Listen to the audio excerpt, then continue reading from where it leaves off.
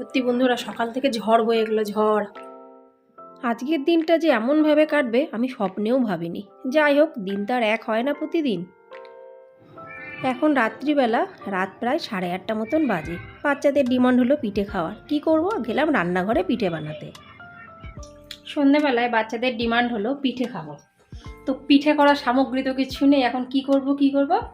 তাই একটু দুধ ছিল ঘরে, সেই দুধ দিয়ে, সুজি দিয়ে, ময়দা দিয়ে ব্যাটার তৈরি করলাম আর তেলে ভাজছি। মানে ওই মিষ্টি মিষ্টি ফুলুরি, যেটা কি বলে, মিষ্টি ফুলুরি যেটা হয় সেটাই। এটা শনিবার দিন রাত্রিবেলার দিকে করছি। আর শনিবার আর রবিবার একসাথে মিলিয়ে ভিডিওটা তোমাদের কাছে আসবে। কেন কি, শুধু ব্যাটার তৈরি করার ফুলুরি বানানোর পার্টটুকুই আমি নিচ্ছি। আর দেখা যাক। যাই হোক, ভিডিওটি কেমন লাগলো অবশ্যই কিন্তু আমাকে কমেন্টসে জানিও। এই ফুলুরিগুলো কিন্তু খেতে বেশ ভালো মজাদার লাগে। দেখে নাও, খেতে কিন্তু খারাপ লাগবে না, বেশ করকরে হবে। কেন কি, সুজি দিয়েছি। চালেরগুলো থাকলে ভালো হতো, চালেরগুলো নেই বাবার থেকে কানা মামা ভালো, এই খেয়েই শান্তি করি। এইবার তো কিছুই হলো না, কোনো কিছুই করতেই পারলাম না, পিঠো নামক কোনো কিছুই করতেই পারলাম না। এরম কিন্তু কোনোবারই হয় না, কিন্তু জানি না কেন এই বছরটা আমার শীতকালটা একদমই ভালো গেল না। ঠিক আছে, কোনো ব্যাপার না, সব দিন মানুষের সব বছর এক যায় না। আশা রাখছি সামনের বছর আমি ভালো করে সব কিছু জুতজাত করে আগের থেকে কিনে কেটে করব। করা হচ্ছে আর খাওয়া হচ্ছে, দেখো করা হচ্ছে আর খাওয়া হচ্ছে, মানে রাখার কোনো ইয়ে নেই। Tasty, heavy tasty. করে দিতে পারলে সব কিছুই ভালো লাগে। আমার তো আবার সমস্যা অনেক দিকে। আমার ছোটো মেয়ে দুধের জিনিস খাবে না, বড় মেয়ে দুধের জিনিস পছন্দ করে। করি তো কি করি, যার জন্যই না ওই করবো কি করবো না এই ব্যাপারটা চলে আসে।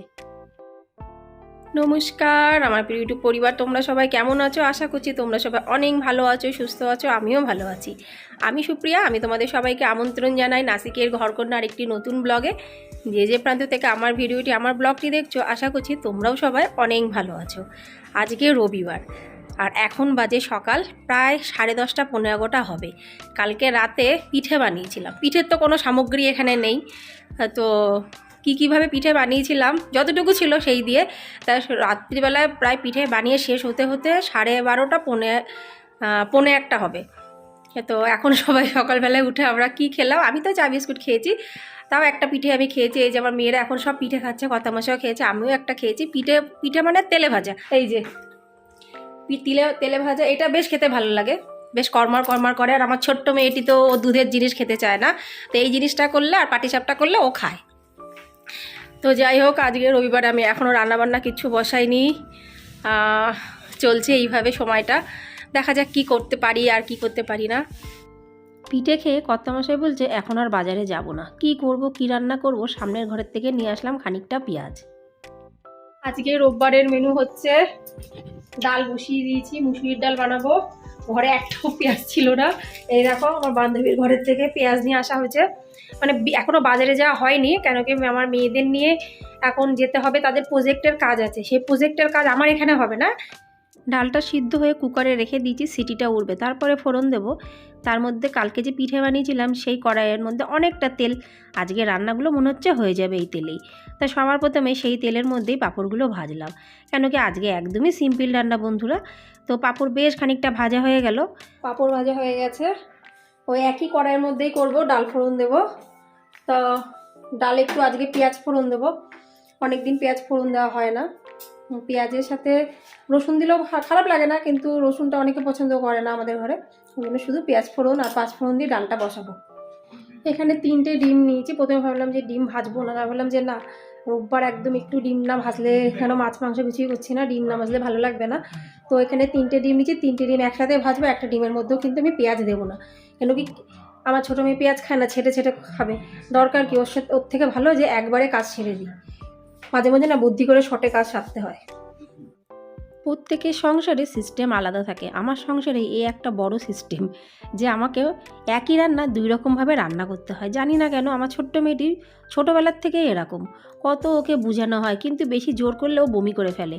ওই জন্য বাধ্যতামূলক আমি ওকে কোনো খাবারে জোর করি না। জোর করলে হয়তো একটু অর্ধেক খাবে ঠিকই, কিন্তু সেটা ওর হজম হবে না, আর এমনভাবে বমি করবে যে ও শেষে মানে লাস্টে না ডাক্তার দেখাতে যেতেই হয়। ওর থেকে বাবা দরকার নেই, একটু আমার খাটনি হয়, কিন্তু তবুও যেটুকুনি বাচ্চারা পছন্দ করে সেটুকুনি সবসময় আমি করার চেষ্টা করি। কালকে রাতে মাথায় বেশ খানিকটা তেল মেখেছি, আজকে ইচ্ছা আছে একটু শ্যাম্পু করব। এই দেখো মুসুরির ডালটা কিন্তু ঘন ঘন করে বানাবো। আজকে মুসুরির ডাল না কাটা দিয়ে ঘাটবো না, কাটা দিয়ে ঘাটলে একদম পুরো ম্যাটা ম্যাটা টাইপের হয়ে যাবে। আর ওই জন্য আমি মুসুরির ডালটাকে জাস্ট কুকারে সিটি মেরে, একটা সিটি মেরে গামলাতে নামিয়ে রেখেছি। আর যখন ফোড়ন দেবো, রান্না হয়ে যাওয়ার পরে তোমাদের দেখাচ্ছি। এরকম মুসুরির ডাল কিন্তু খেতে দারুণ লাগে, একটু মোটা মোটা ধরনের হবে। পাঁপড় ভাজবো, আর পাঁপড় আমি খাবো না এটা তো হবেই না। ওই জন্য পাঁপড় ভাজার পরে 2-3টে পাঁপড় এক জায়গায় দাঁড়িয়ে কিন্তু আমি খেয়ে নিলাম, তারপরে রাখবো পাঁপড়গুলো পাত্রে। পাঁপড় খেতে আমরা সবাই কিন্তু খুব পছন্দ করি। অনেকেই আমাকে বলে কি তুমি প্রায় দিন পাঁপড় ভাজো? হ্যাঁ, সত্যি কথা গো। কেন, আলু ভাজা বেগুন ভাজার থেকে পাঁপড় ভাজাটা আমরা কিন্তু বেশ ভালো খাই। ডিম ভেজে পুরো রেডি, 3টে ডিম ভাজলাম একসাথে, দেখো কত বড় হয়ে গেলো ডিমটা। এর মধ্যে যদি একটু পেঁয়াজ কুচি ধনেপাতা কুচি দেওয়া যেত তাহলে কিন্তু এর টেস্টটা অনেক বেশি ভালো হতো। পাঁচফোড়ন কোথায় রাখলাম? পাঁচফোড়ন কোথায় রেখেছি নিজেরই মনে নেই। জিরে দিই, পাঁচফোড়ন না পাওয়া গেলে কিছু করার নেই। জিরে দিলাম, আর দেবো খানিকটা কস্তুরি মেথি। একবার ভাবলাম রসুন দেবো, কিন্তু ভাবলাম যে না, রসুন আর দেবো না। ওর থেকে পেঁয়াজ কেটেছি, একটা পেঁয়াজ বড় সুন্দর কুচি কুচি করে সেটাকেই আমি দিচ্ছি। দেখো কস্তুরি মেথি আর এই যে পেঁয়াজের যে একটা গন্ধ, সেটা কিন্তু বেশ ভালো লাগে। রসুন আর দিলাম না, তার মধ্যে ডালটা আমি দিয়ে দিচ্ছি। সত্যি বন্ধুরা, এই ডালটা খেতে যে এত ভালো লাগে, একদম কিন্তু ঘাটবে না। তোমরা যদি বাড়িতে এই ডালটা করো সত্যি অনেক টেস্টি লাগবে। আর যদি তোমাদের ভালো লেগে থাকে ডালের এই রেসিপিটা, অবশ্যই কিন্তু আমাকে জানিও। আর কে কে বা কারা কারা এই ডালটি পছন্দ করে আমাকে কিন্তু অবশ্যই কমেন্টসে বলো। রান্না দুপুরের মোটামুটি শেষ, এখন আমি দেব 3জনকে খেতে। ভালোই হলো, খুব অল্প সময়ের মধ্যে তাড়াতাড়ি রান্না আমি সেরে ফেলতে পারলাম। বুঝতেই পারিনি এত কম সময়ে করতে পারবো। 3জনে খাওয়া দাওয়া করে তারপরে বেরাবে। স্নান করা হয়ে গেছে 3জনের, এবার একের পর এক খেতে দেবো।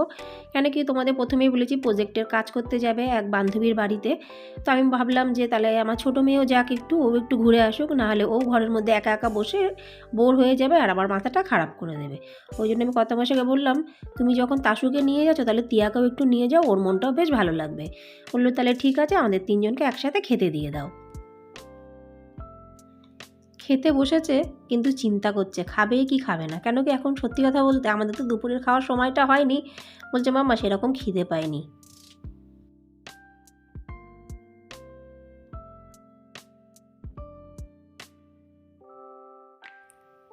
3জন খাচ্ছে, আমি চলে আসলাম রাতের রান্নাটা করতে।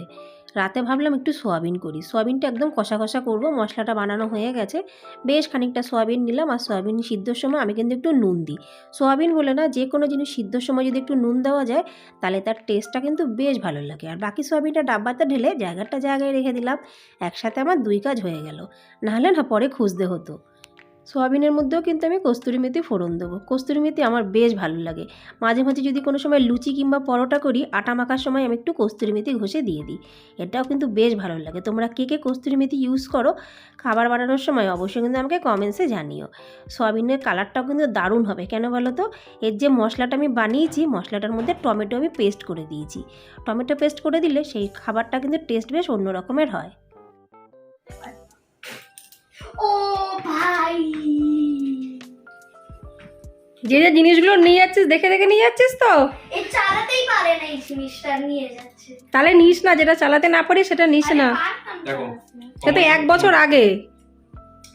কমাতে প্রতিদিন কিন্তু এক হয় না, প্রতি সময় এক হয় না, প্রতি রবিবারও কিন্তু এক হয় না। আজকে রবিবার সত্যি পুরো অন্য রকমের।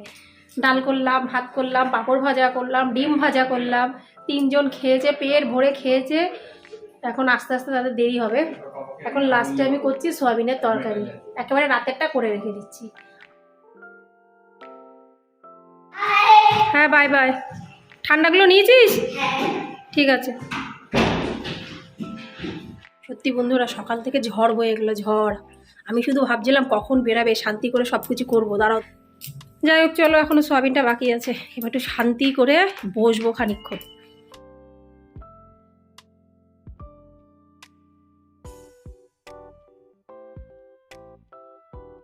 বেশি জল দেবো না, একটু শুকনো শুকনো করবো।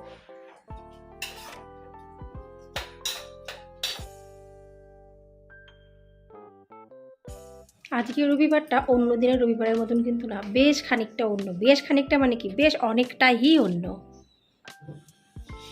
বাকি থাকলো আটা মাখাটা।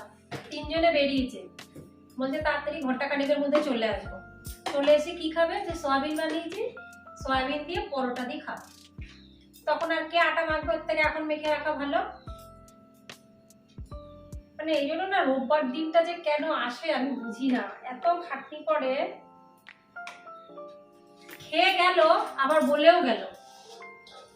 তাহলে বন্ধুরা আজকের এই যে মানে খাপছাড়া যে ব্লগটা বানালাম, নিজেও জানি না যে কিভাবে শুরু করেছি, বুঝতে পারছিলাম না। তো আশা রাখছি যে তোমাদের ভালো লাগবে। যদি ভালো লেগে থাকে একটু লাইক, সাবস্ক্রাইব, শেয়ার, কমেন্টস করে অবশ্যই পাশে থেকো। কেন যে তোমাদের সাপোর্ট, সহযোগিতা ছাড়া কিন্তু এগুলো একদমই সম্ভব না। আটাটা এখন আমি মেখে রাখবো, পরোটা এখন ভাজবো না, পরোটা যখন আসবে তখনই গরম গরম ভেজে দেবো। তাহলে আজ এই পর্যন্তই, আবার তোমাদের সাথে দেখা হবে পরবর্তী ব্লগে। ততক্ষণের জন্য নমস্কার, বাই বাই, টাটা।